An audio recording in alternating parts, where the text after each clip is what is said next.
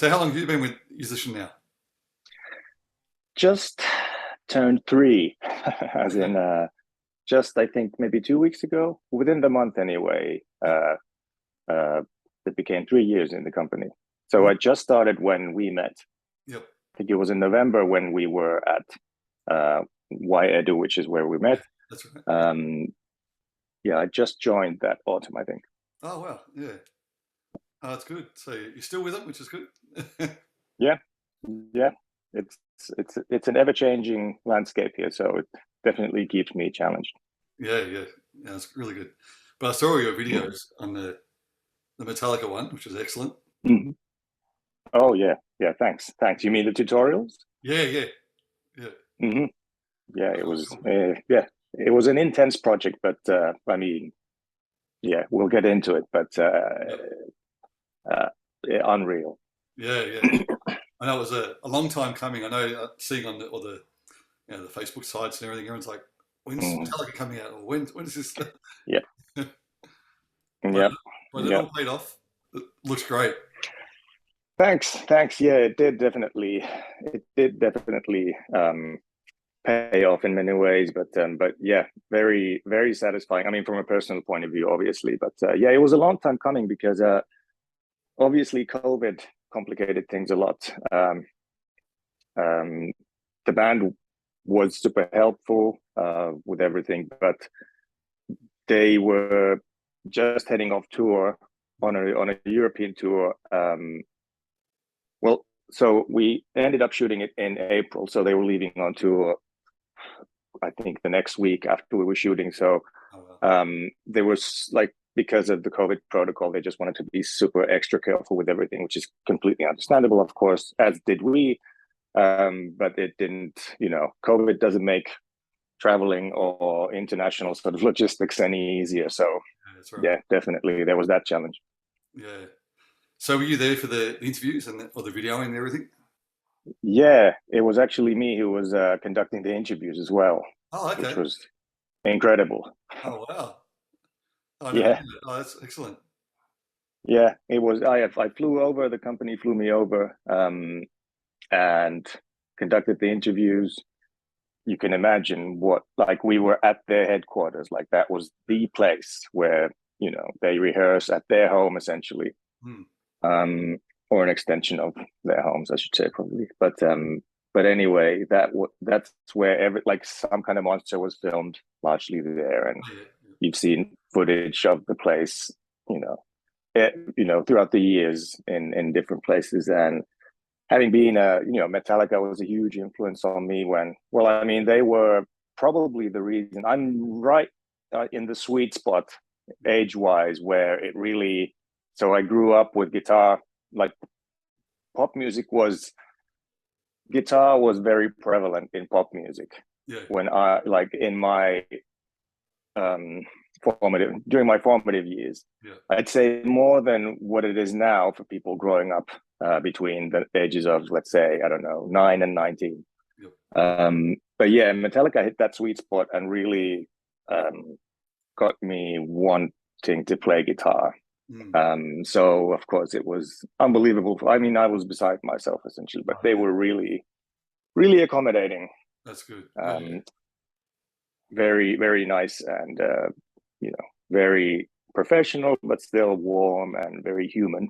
Yeah. So was it just one day of footage and interviews?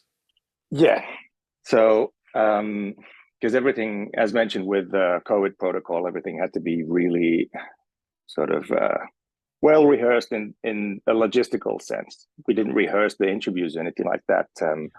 But yeah, we went ahead. But was it the day before, couple of days before, I think, set everything up, just ran through the shots and sort of what we would want. Because then on the day of the shoot, everything, I mean, I was the only one allowed in the room with the interviewees, Yeah. um, except for the film crew, which even that consists of many people. Mm. But everyone else was on monitors. The director was on monitors. The producer was on monitors. So yeah, everything had to be sort of seamless in that sense. Mm. But it turned out really well. I mean, it was a really good experience. Yeah. They were very, as I mentioned, sort of hospitable and very sort of welcoming and enabling and facilitating. And I mean, you notice that they really have a lot of experience with being interviewed and so on. So, Yeah. but this was, I don't think they've ever been interviewed from a player's point of view before, which was interesting because the way, do you want me to go into how we actually Yeah. came up with the questions and so on? Yeah. I'll So ask that for sure. Yeah, definitely. yeah, so what we did was because obviously I couldn't just go in as, you know, me. Okay, I'm Joona. I want to ask you questions. But because we wanted to make sure that we actually address the things that, you know, players and our users actually would want to know. We had, as always, that we, you know, in these sort of situations, we don't have days with them, so there's it's a limited time slot, and we have to get what we want in that sort of that window. So we had user researchers who we planned sort of surveys and whatnot with them, in which they would ask users, what would you find, you know, what topics would you find interesting? What would you be looking for in this course? Which then turned out to be 3 courses. I'll get into that in a bit, but essentially just asking about what would you want to know, and then we got all the data in and the answers in, and then sort of extracted what we believe would be the sort of most interesting topics. Like, for example, because we really do want to essentially help beginners, especially people who want to play guitar, but for one reason or another haven't really got to it, or maybe have started and then sort of gave it up and wanted to get back. We really want to target those people. So we're always trying to be very mindful of, well, is this approachable from a beginner's point of view? And Metallica being Metallica, you know, it's not really the most easiest thing if you just look at it at face value. But if I think of myself, I was also a complete beginner when I really got interested in Metallica, and that, like, just the goodness of the riffs and whatnot really just wanted me to aspire towards that. And that's what really came through with what the users wanted. So regardless of their skill level, they were interested pretty much in the same thing. So a lot of, you know, I want to learn advanced riffing techniques. I've never played. I want to learn difficult things, which is, it's interesting. It's interesting to see that even beginners would be interested in sort of difficult stuff, but we still wanted to sort of pace things for them as well. But yeah, so we collected a bunch of questions. Then we have, you know, writers, in-house writers, Sophie, who's an excellent writer for us, also an Aussie, really sort of coached me and helped me get through, like, how would we narrow down the questions. I was also working with yet another Aussie, Malcolm, who great film producer and documentary filmmaker, who also sort of helped me, who has a lot of experience with interviews. And then we ended up with a list of questions, which were more or less specific, but still had some sort of wiggle room for me to sort of adjust in the situation. So essentially, we tried to get the questions that the users wanted to ask, and I was there, and I specifically told them this, that even though I have my own, obviously, like, I would want to spend days with you, but I'm here to sort of represent the users and ask the questions that they would want to know. So I don't think they've really been interviewed in that way before, where, you know, specifically asking about, you know, how do you practice, you know, about downpicking, things like this. There are tidbits here and there, and I try to, you know, do as much research as possible over the months, just looking for so that to make sure that there's not too much of sort of overlap or redundancies or whatnot. Like, well, this has been asked a million times, people can find this elsewhere. So that's sort of how we went about it. We asked the users to sort of collected them into a meaningful set, and then went in and tried to make it, uh, you know, as meaningful and sort of representative as possible. Hmm. So did you have the songs already programmed before you went for the interviews? Yeah, some of them. Um, so we went in April, and the course was the first course. Hmm.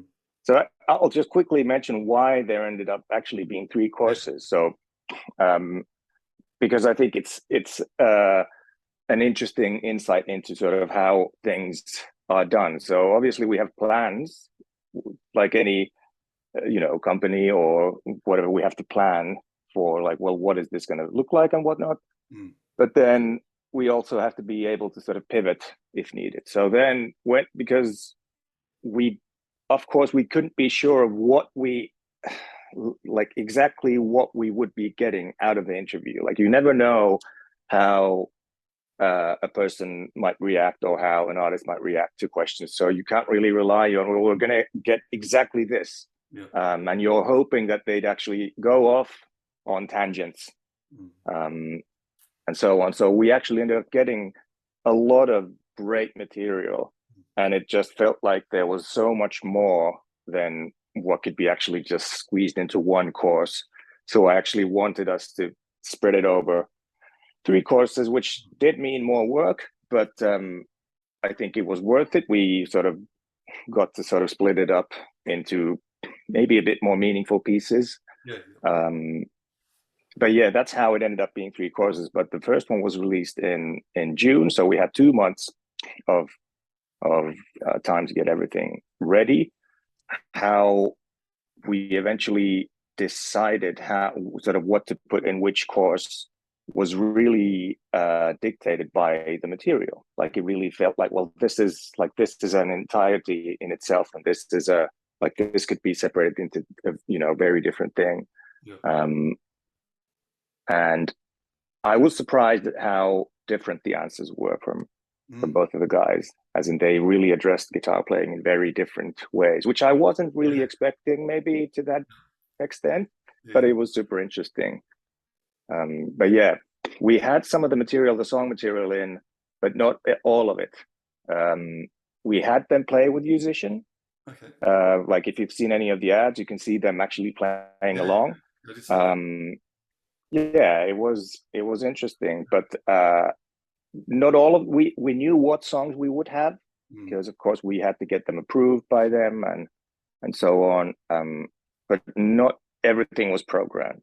But they played through certain bits, and yeah, it was fun to see. Yeah. They immediately asked, like, I think James's first reaction was, "Cool, do you have UFO?" Which unfortunately we don't have, Yeah. but yeah, seemed to enjoy it. Yeah. So as far as with the music, um, I guess you guys got the official tabs for everything before you put it into the program, into Yousician. Um, did you say we got the official tabs, Yeah. or we didn't get the official tabs? I didn't. Okay. We transcribed everything. Yeah, All we right. had.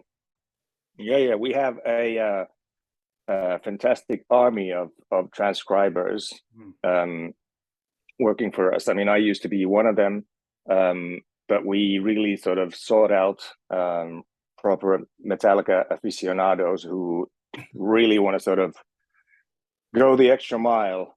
I Yeah. mean, to be honest, most of them probably already knew Yeah. how it is sort of correctly played. Yeah. But there is this thing where, and we came across this several times, where the live version or a version that they play is surprisingly different Yeah. from what was recorded. Um, and there are reasons for Hmm. certain things, but that's always the balance, Yeah. right? Yeah. That's right. Like, which one are we referring to? Hmm. Like, for example, Nothing Else Matters, the studio version, I believe, is is picked all the way through. But then if you look at a live version, it's sort of hybrid picked by Kirk, the very intro open string thing. So even though Yousician doesn't really in the actual main game play mode, which is the sort of rolling tab that you see, we don't specify or require you to pick it any certain way. But as you mentioned, I've made the tutorials. So there we have to make the choices, like which version do we actually adhere to? With picking and such, it isn't as dangerous, if you will. But with like for example, Fade to Black, the Fade to Black intro is different in the original recording to how they actually play it live. So, and because this is very, very sort of particular, like this is very unique. We actually got the original multi-tracks from Metallica, which was amazing. So people are actually playing along to the band. Like we can omit the part that the user is actually playing. So you get to be essentially Kirk or James within the very sort of unique setting of playing with Metallica. But no, we didn't get the original tabs. It was all transcribed, but transcribed well, which has been great. That's one feedback that we've consistently been getting is that they're pretty darn accurate, which they are. Yeah, for sure. I mean, again, I grew up with Metallica myself, and I'd go back to some of those leads. Like, wow, that was spot on. Yeah. But it is we're always looking for more feedback. Whether there's some things that it's all sort of gravy for us. If someone notices, I know it sounds strange, but if someone notices a mistake, that's good. We want to know about it. We want to change it. It's like now we I don't know if you've heard about this, but we've just started a sort of new community with Yousician and with Yousician users. It's in the very early stages, but already it's really interesting to hear about suggestions and corrections and whatnot. So I think that's how the quality of the product and the quality of the tabs and whatnot, that's the only way how they can get improved. So definitely it's a result of good feedback and obviously a lot of experience with transcribing. But that's how we got it, because I don't think there are official tabs. Like Wolf Marshall probably as a name that maybe does that say anything to you? Yeah, that's right. Yeah. Remember? Yeah, because that's what that's like his name was always in the tabs in the Metallica books and in every books and in guitar magazines and everything. He was the transcriber. But I don't know of sort of official tabs even being available. Yeah, I think that's the one thing I got out of it, like the downstrokes that James does, like, because I've always done up and down, alternating picking, but I noticed he's really dominant about that. Down, which is a bit different.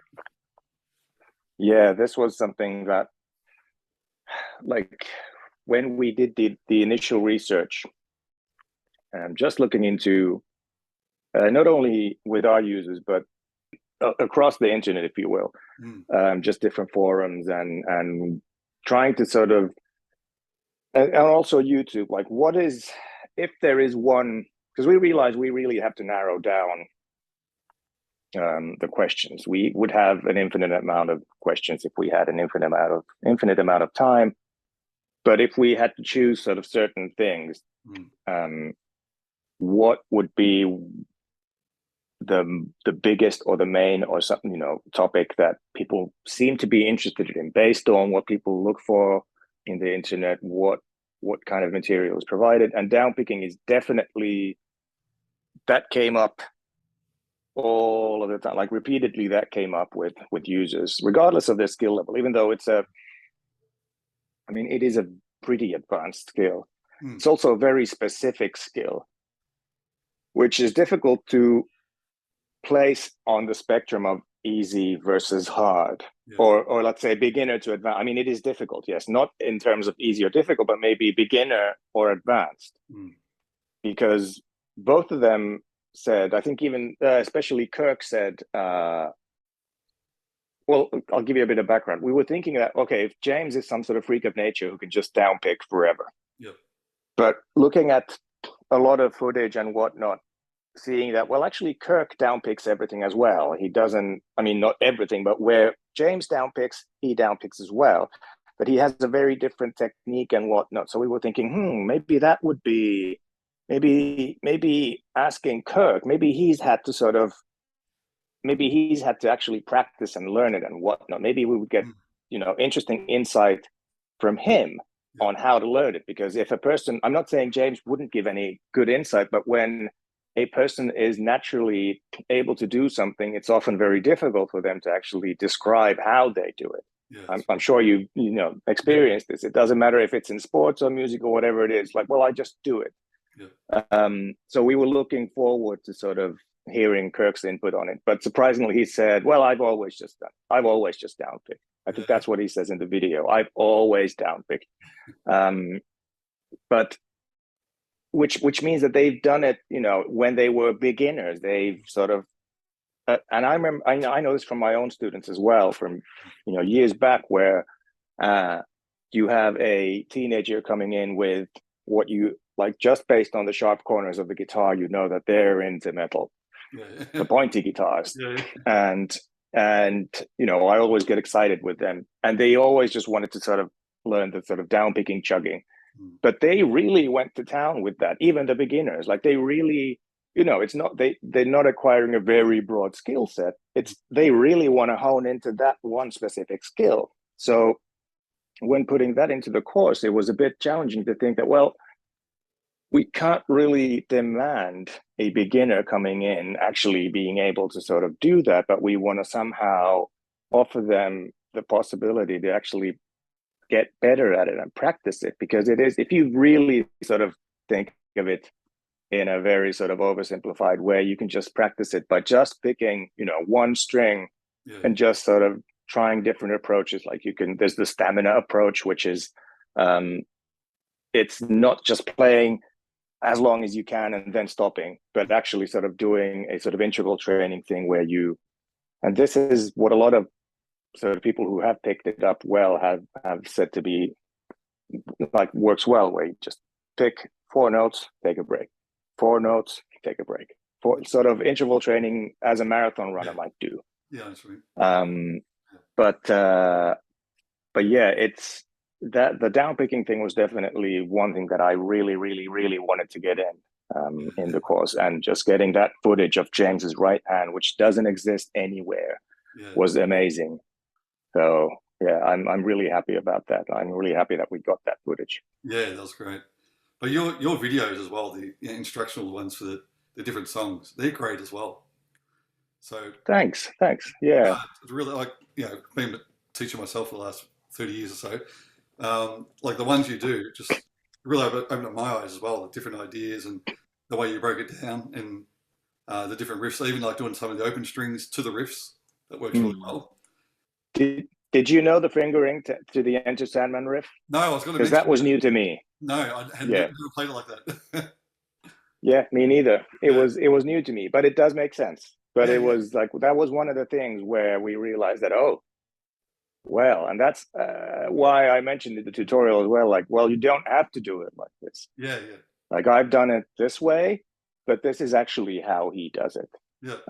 And this is what I noticed with James, because there's in a lot of the riffs, like, a lot of them are based on the power chord shape, right? Yeah, that's right. It's like the same thing with Megadeth, or a lot of the metal bands from that era who had this sort of melodic interludes or intros or whatnot. They're often based on like the power chord shape plus some open strings. And a lot of the Metallica riffs are based on that as well. But the open strings definitely, like, they're so important, and just the ringing out quality of them is obviously very important to James. So you understand why he might choose sort of obscure or difficult fingerings Yeah. to actually be able to have as much ringing out as possible. Yeah. I mean, it's a nuance, maybe not super important to a person who's trying it for the very first time, but I do think it makes a difference. Yeah, yeah, for sure. But even things like Welcome Home, that just that riff going down and getting that open string, it's just a really good exercise for anyone really, just to really make sure those fingers are really up on the tips and the notes are nice and clear. Yeah. That's a great little exercise. Plus, Yeah. the song as well. Yeah. Yeah. Yeah. But that's one of those riffs where, which I think are the sort of best bang for your buck, where it sounds more difficult than it actually is to a lot of people. Yeah. Like if you play, and I tried this with a lot of, so we do a lot of sort of in-house testing as well. A lot of user testing, meaning people come from outside, or we just do them online or whatnot, but also a lot of in-house testing, which means, we might have an idea, like for example, with Sanitarium, I felt like, well, this probably could be chopped. Like it sounds difficult, but it's just three things essentially, right? Yeah. Or whatever it is, like just a few.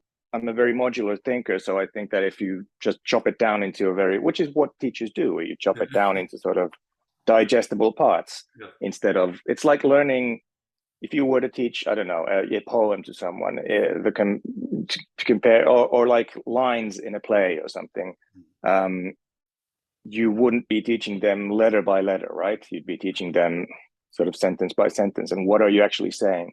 So I tried this approach where I first had the person listen to it, then look at it on the tab, and everything looks very complicated. There's no way I'll be able to play this. And then with just chopping it down into what I thought was meaningful pieces, and getting feedback from the users, actually, I mean, I'm not saying anyone could learn it immediately, but from what I saw, people were able to pick it up very quickly, like to them, even surprisingly quickly. And it sounds so cool. It's such a cool riff. You could just play it on and on. It's one of those riffs that, like, I think a good riff is something that you could just loop and loop and loop, because that makes it really fun to play. Because that's what I did, at least. If I learned a very fun riff, I just played it and played it and played it and played it. I didn't even want to learn the whole song. I just played the riffs. But it's good if it's not something that abruptly ends, but you actually can sort of loop it and loop it. Yeah, that's right. Yeah, it flows into each other. Yeah. Yeah. Yep. So did you have any favorites in the Metallica? Well, Sanitarium, definitely. Unforgiven.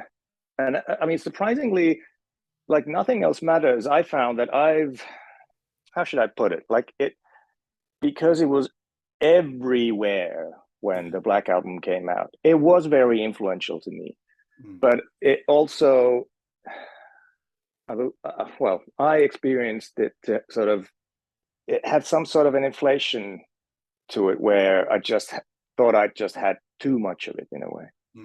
But now getting back to it, having to listen to it again, it's like, especially when you really listen. I mean, I probably never listened to as diversely as I have of Metallica as I did during the past year, let's say, because as you say, it's been a long process. And just sort of narrowing down the songs and whatnot, you really, because as a teenager, I really, like, for example, I think I started with the Black Album, then went into Ride the Lightning, probably Justice for All. I never really even got like Puppets as a kid. I don't know why. Yeah, I don't know why. I never really got to it, actually. It's not like I had anything against it, but because originally I was really drawn to the melodic, really nice riffs. And if there was anything really thrashy, that didn't somehow appeal to me that much, even though now it definitely does.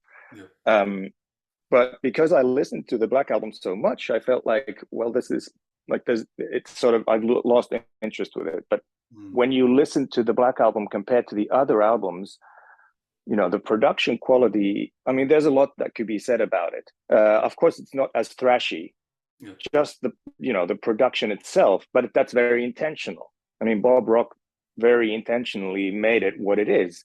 And people are by and large aware of what that process was. I mean, Metallica fans at least, where it wasn't easy for the band either. I mean, Kirk was, when I asked him to play the Unforgiven solo, he specifically said that, okay, I can do that solo in my dreams, but wow, did Bob Rock give me a hard time, Oh, really? on it. Yeah, I think it's either in the some kind of monster document, or then it's just sort of B-roll outtakes or whatever on YouTube, but you can see them having an argument about it, Bob and Kirk.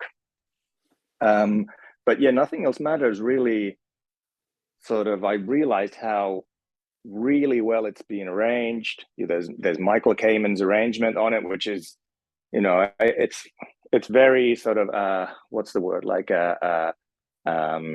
cinematic almost. Yeah. Horns, whatnot. We listening to the isolated tracks that we got, you realize that wow, there's a piano and Nothing Else Matters, which I'd never even noticed. Yeah. So I think I found a new appreciation to a lot of the songs.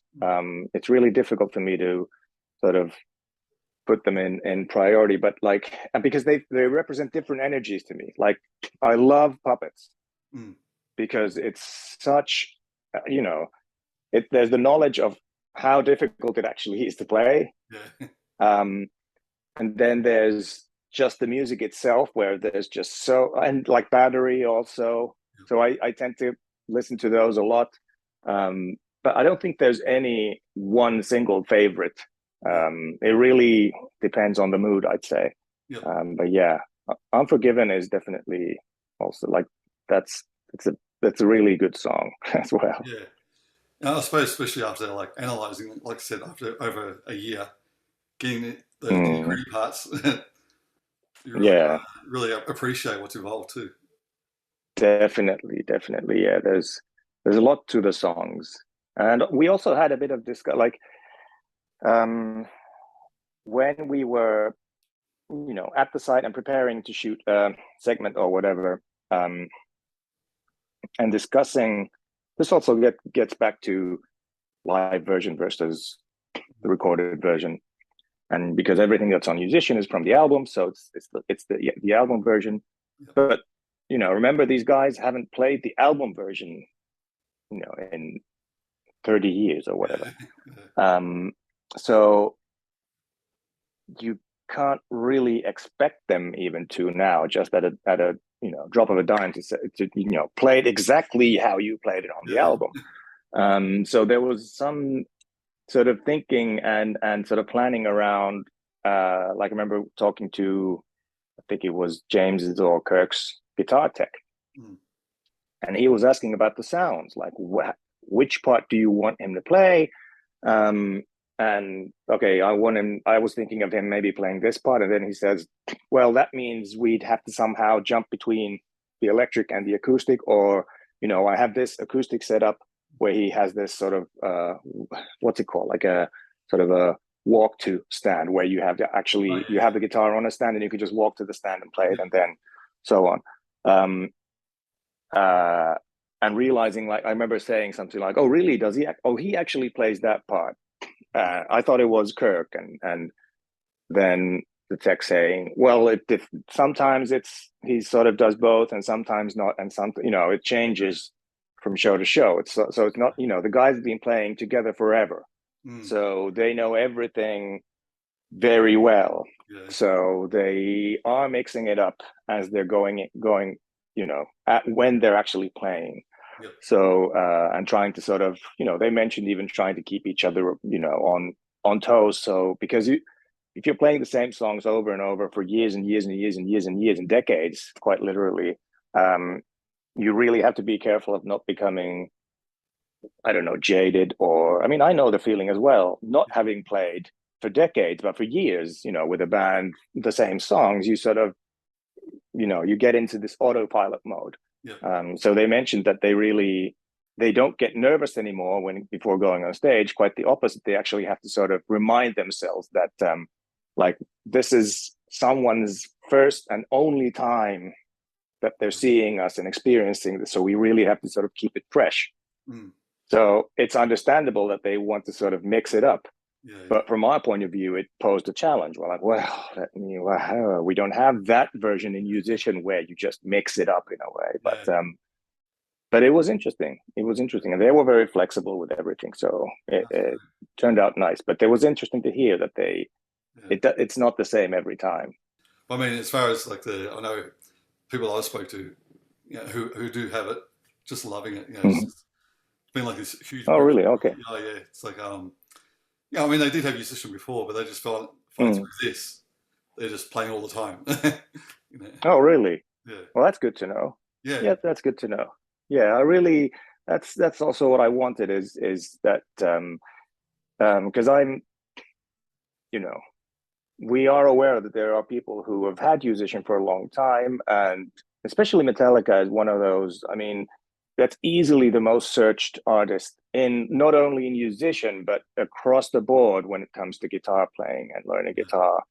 So we really wanted to offer something very sort of useful and hands-on, and also unique, mm, um, to not only new users. I mean, obviously, it is very interesting from a marketing point of view, but very much also to the existing users. So yeah. it's great to hear that people have actually found it, engaging. Oh yeah. And I think the huge bonus was that was it the Stranger Things coming out with Metallica. Ah, yeah, yeah, That's good yeah, timing. yep. It was. We didn't. We it was. We didn't know that was going to No, happen. no, that's right. After the fact, we put things together that where we communicated with the band, but obviously they couldn't tell us either. Like there Yeah, were, and I can't speak on their behalf what they actually knew about that, but it was amazing. Like it was yeah, perfect timing, yeah, definitely. yeah. So I remember um it was talk of the town, like Stranger Things and Musician. It's yeah, Metallica's everywhere. Metallica was everywhere. Yeah, that definitely. And it was nice. I think it's really hard to imagine what it would be like. Can you think of another band that would have that sort of presence and history and sort of continuity Mm, as Metallica? yeah, So, you know, can't imagine what it is like to get sort of refreshed in that sense, yeah, yeah. That's right. where all of a sudden a completely new generation Yeah, gets excited about your music. yeah. It would be enough probably for them to just, wherever they would play now to eternity, they would probably just sell out anything. Oh yeah. But to think that there are people who are just getting into it, Mm, young people who have just been exposed to it, I think that's pretty. It's a touching sort of sentiment. yeah, it is. So as far as the levels, um, Mhm. did they have any impact on that, or it was just told up to you guys, like the different levels for each song? It was up to us, um, and as I said, it does pose a challenge where the material itself, again, from just at value, if you were to just look at it without actually knowing anything about it, just looking at the tab or whatever, Yeah, or listening to the music, you'd be like, yeah, nah, this is far too difficult for any beginner. But then, as I mentioned in the beginning, hearing from the users and noticing that they're really aspirational. mm, So, how do you then balance that? Um, and I'm not saying we completely already nailed it. It is something that I really want us to be, improving in. mm, Where, and again, which can only happen um, after feedback. yeah, But it was really, and still is challenging with non-Metallica content as well, where you want to be able to provide a goal, yeah, but in a sense that it actually feels attainable. You know, um, I just heard from a friend of mine who's also beginning to play, or has sort of picked up the guitar again, and he specifically said that he hates dumbed down versions of anything. Like he doesn't want to. Why would you? He doesn't want to feel like content that's being given to you is specifically dumbed down because for obvious reasons you don't want to be the person who had we dumbed it down for you. yeah, So that's the challenge where we want to be able to provide engaging and meaningful content, Mm. but not be discouraging. Yep. Because that can also happen where a person gets really, and this happens all the time, where a person gets excited. This has happened to me, and maybe not in guitar playing, but with different things, like, oh yeah, I really want to get into that. Mm.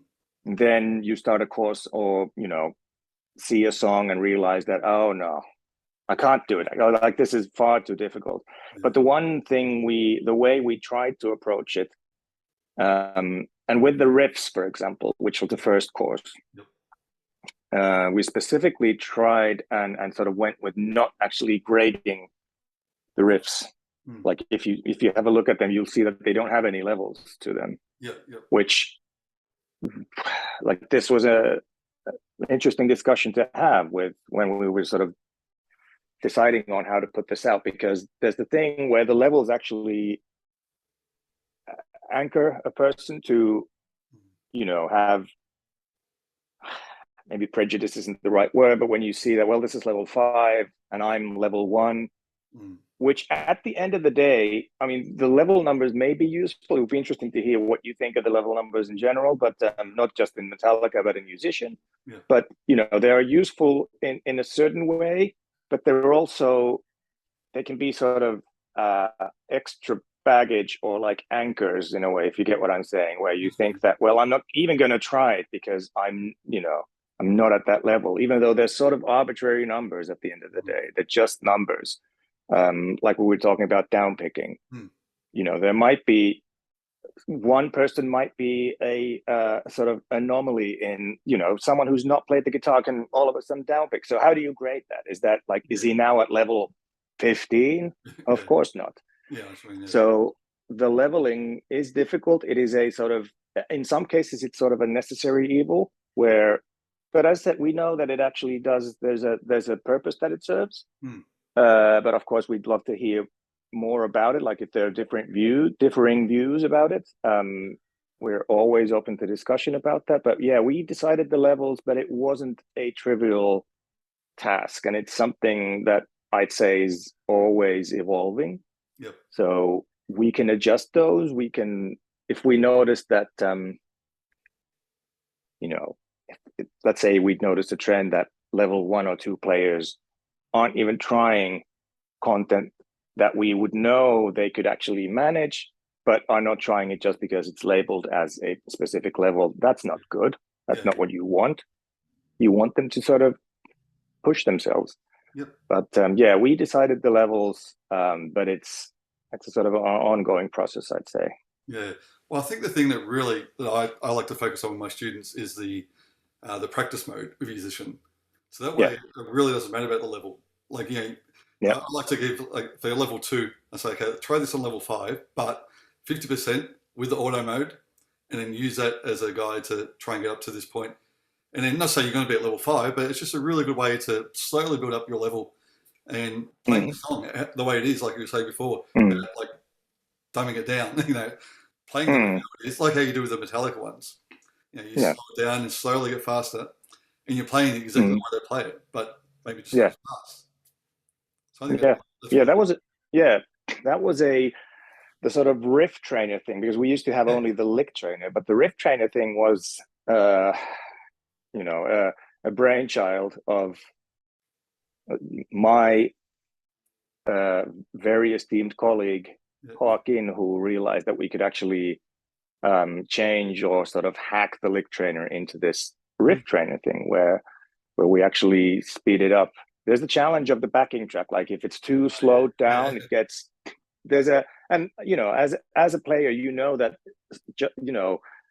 slower doesn't always equate to easier. Like, there's a threshold with things where when it gets slower, it actually becomes more difficult, because it's really difficult the timing gets sort of very fuzzy, where you actually you can't actually grab onto anything timing wise. But yeah, that's something that I was really sort of happy and proud about, that we sort of applied that trainer into this. I'd be interested to hear how you found because just an example of how we sort of iterated on stuff. So initially, I just shot the full tutorials. Yep. explaining everything in one go, and then giving the sort of static tab thing where you play through the thing and then it switches to the next page essentially. But then ended up doing it so that we just focus on one thing from the riff at a time. So this is the power chord shape, and then immediately from that, because otherwise if you see the whole video and then after that see the whole thing in tab, you're not going to remember what was said in the video in the like what was it that he said about the first thing. So I mean, we've gotten really good feedback about it, but I mean, did you find it useful for us to sort of chop it up in the way where you just take a riff and just show one thing at a time and then practice that and then move on to the next, or did it fragment the experience or anything?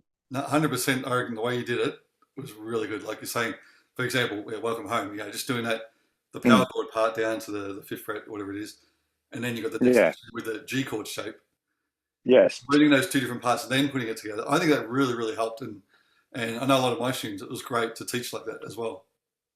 Right. Did the G chord shape, because that was something I was debating whether that makes sense. But to me, that's how I thought of it. But like, no, exactly. Yep. No, yeah, that's why you got it. Yeah, it is G shape. So yeah, essentially that's what it is. Yeah. Yeah, exactly. Yeah. But it's, sometimes it's so that you know that this is a simple thing essentially. But and this is where it gets tricky when you're trying to script the tutorials and think over the wordings and whatnot, you realize that it's really, really easy. And this is where I need the help of writers and whatnot, where you realize that it's really easy to sort of bury the lead or make a simple thing very complicated.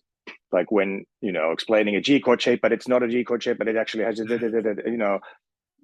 gets overwhelming. So it's always interesting to hear how it's coming through. But good to hear that it's working. No, like I said, the way you've done it is probably exactly the way I would teach as well. So I really get into the way you've done it. So that's great. Perfect. Yeah. But that's pretty much the whole Metallica section. I like you were saying before, you got the 3 sections, which is great. And I know the lead parts are pretty tricky, but it's more advanced ones, which is good. Yeah. Yeah, we wanted to offer something also. Like it didn't, because the guys had such different approaches to things, it sort of felt fair to sort of feature them separately in a way, even though they had, like, Kirk also contributed to the rhythm part. James specifically said that it's just not something that really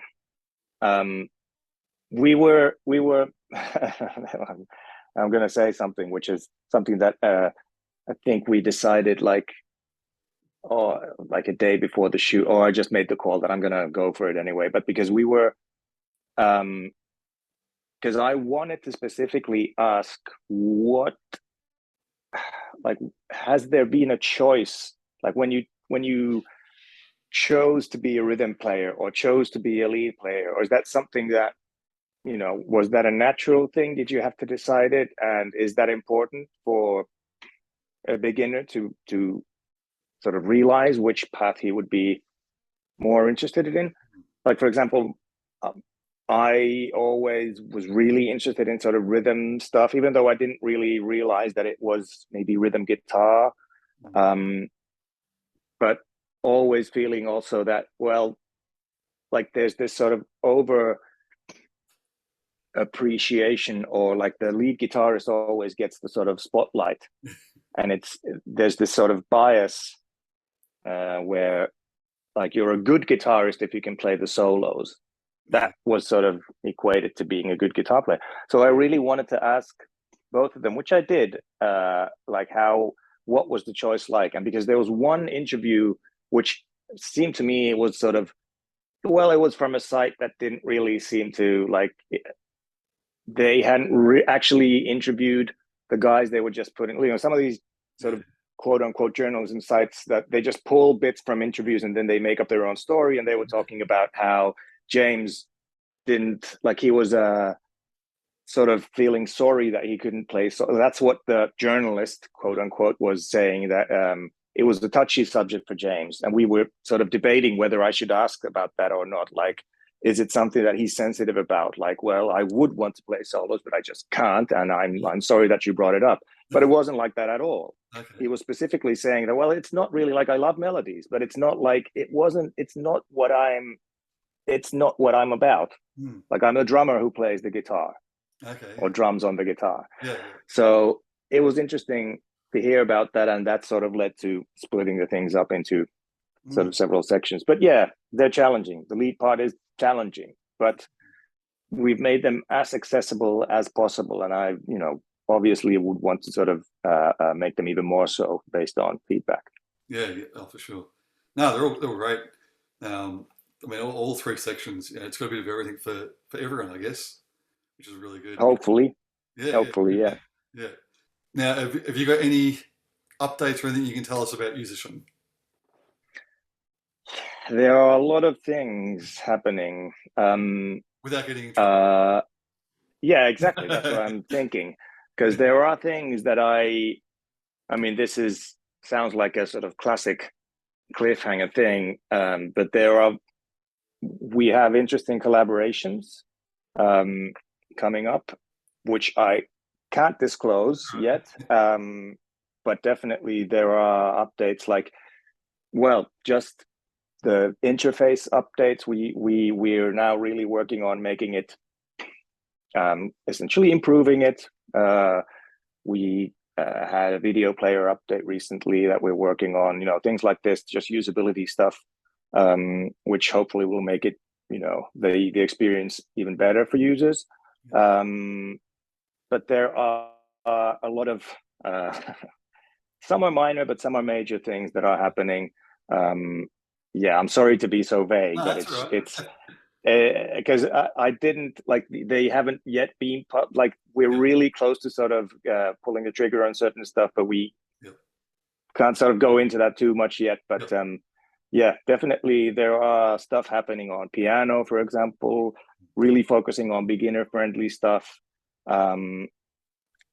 That's a really big priority. I guess I can say that the beginner friendly stuff is really, which is not trivial. Like, a beginner can mean so many things, as you know. So a beginner can, people often think that a beginner means child, which of course it doesn't. Beginner can be anyone. But yeah, that's a interesting challenge that we're trying to sort of solve now, is what is the beginner? Because you probably have tons of students who come in, especially if they're adults, let's say, who might say that I'm a complete beginner, or like, I am a beginner, yet they're not really, like, they're what I call like a false beginner, meaning that they actually can do stuff. They just feel like they can't do stuff, which is then more about, well, how do we get the sort of the confidence in them in a way? What is it that they think they're missing, or are actually missing? What makes them feel like they can't do anything? And then there are the people who actually have never even held a guitar, and they're very sort of separate things.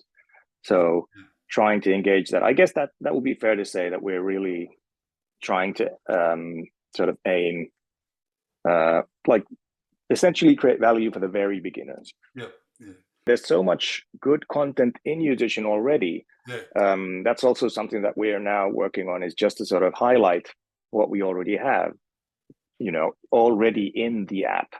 Even the Yousicians, like the original Yousician songs, are really good, are really useful for learning.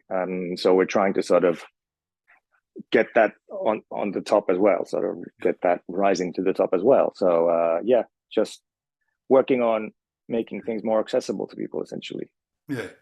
And I guess my last question, which is the most important one, is there any news on the teacher dashboard? I knew we would get into that. Yeah, unfortunately, no updates. I mean, I think it's good that you're not the only one who keeps mentioning it. So I can say that there are developments in, not specifically the teacher dashboard, but we are looking into sort of something similar involving actual teachers. Nothing super concrete yet, but because we do know that you're, and you know, of course, we're really appreciative of your being such a sort of avid advocate of Yousician. We know that you have this need, so let's see. Not the teacher dashboard, Yeah. I'm afraid to say, but Right. we hear what you're saying. Yeah. No, that's really cool. Yeah. Yeah, they're the main things going for that one. So well, thanks very much again for your time. Of course, definitely.